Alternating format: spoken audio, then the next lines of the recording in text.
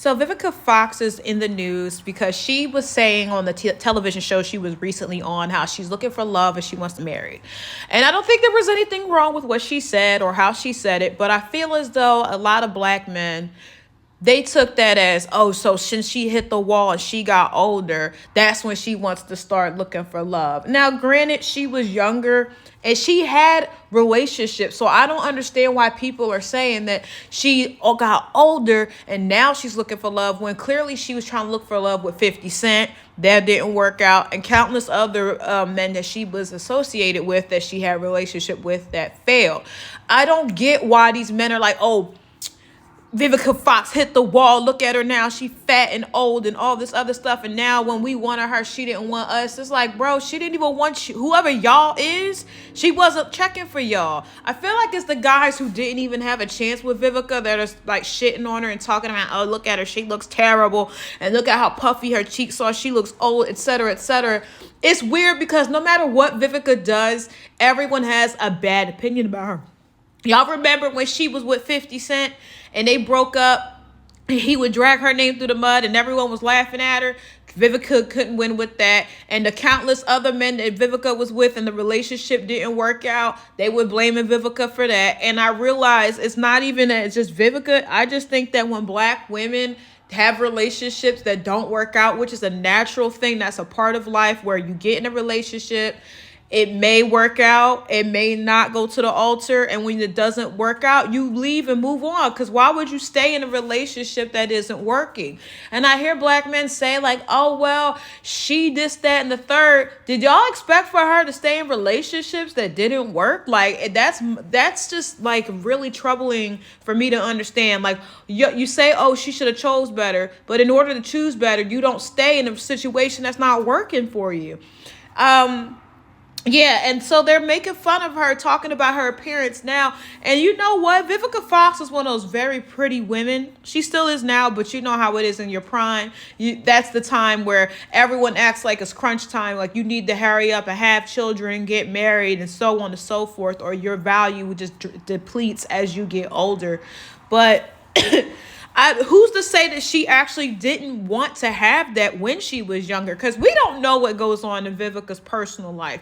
Who's to say that she actually didn't want to have a family with the men that she was associated with, and it just didn't turn out that way? Maybe they didn't want families, or maybe it wasn't the right time for her, or hell, maybe she could be going through what Pam Grier's going through and having fertility issues. We don't know, but black men are so insensitive on TikTok.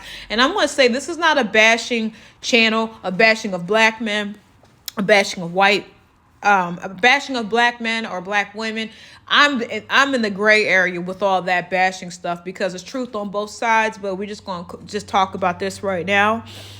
Black men have been dragging Vivica and talking bad about her like they know this woman personally, and are using her for their little weak argument about how women hit the wall and then that they want to settle down and get married. Like I said once, twice, I'm going to say it again. We do not know if this woman wanted to get married to the people she was already dealing with, and maybe they were the ones who didn't want to get married. That's a possibility. It's also possible that she could have found out that some people are using her for her status.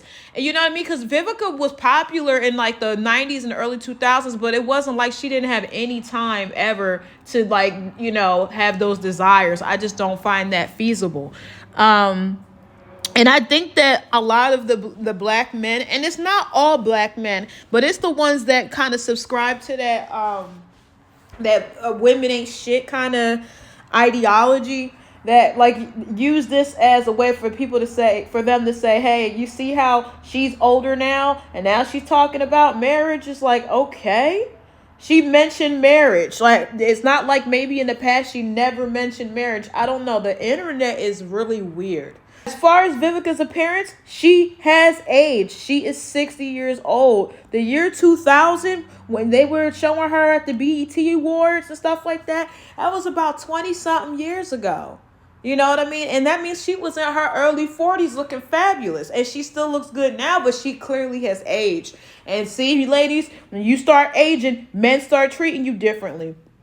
But I want to know from the men and the women, what I'm saying, does it resonate with you? Does it not resonate with you? Let me know in the comment section below what you think, because like I said, I think Vivica's getting kind of like, she just gets shit on by black men all the time, and I don't know what it is. It's not even like she wasn't dating black men. Most of the men she was associated with were black. It's just weird. Poor Vivica, she can't win either way. Yeah, it's like Vivica can't win either way. And I have a couple videos I'm going to attach to this that were from a TikToker named Dana Dane giving her perspective. And then I'll come back with more commentary. Vivica A. Fox, everybody talking about her interview where she was talking about the man she looking for, her being ready to get married now, and she almost 60 years old. But the big thing of what they comparing is what she used to look like versus what she look like now while she asking for these different things. I know a lot of men are getting a lot of enjoyment out of talking about what she looked like back in the day versus what she looked like now, and why she didn't want these things when she looked her best. But let's keep it for real. Most people, this is what they do. Most people, when they look their best, when they're in the best position financially, they don't want to settle down. They don't want the people that want them at that time, right? They think they got so many options.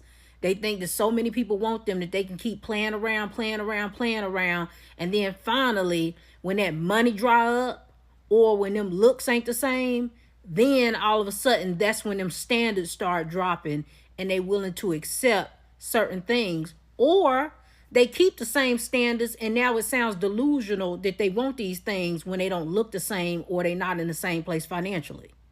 These type of conversations is where some men start getting delusional and I have to start giving them the side eye. Because it's like, what do you think you look like? Ain't no way you think you still look like what you look like when you was in your 20s.